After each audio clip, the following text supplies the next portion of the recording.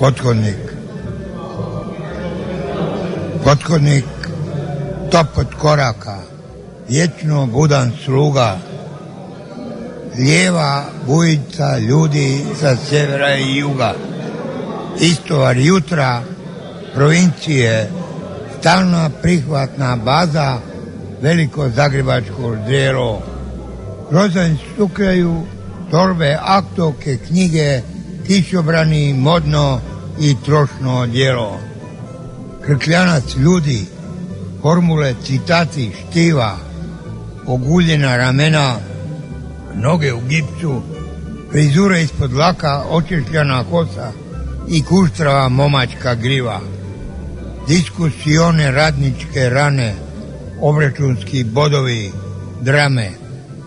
Pregršte nažitih briga vuče orepina misli i male iskre sreće želje traže u hodu. Silinu isteglog rada još sjede večernje šake, sredinom pothodnika pazi da ne zagaziš u vodu. Potok živoga mesa, nervoznog putničkog bijesa, iz Novog Zagreba elita s provincijskim planktonima hita, nepresušnim ešalonom pothodnika. Deliriju molu račva se jednim krilom prema kolodvoru. Miči se kolica prepuna smeća i ambalaže od kartona, trgovci izvoze do kamiona. Ovuda prolaze anđeli i smuca se sotona.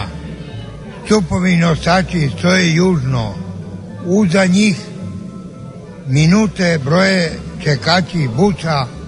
O Bože mili, ovdje se valja, ovdje se mulja ljudi kao pljeve i sitnog narodnog truca. Kramar, značke, srećke, super silver, svježe ciklame, kavaliri žure, zastajkuju dame. U dvosmjernom mimohodu prolaze dronjci i leptir mašne rame uz rame.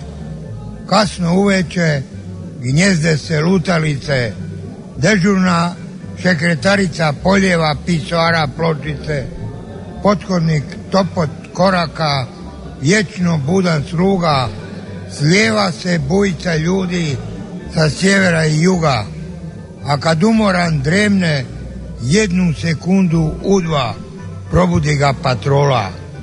Rijeke ljudi odavde putuju prijevozom zeta do aerodroma i na kraj svijeta.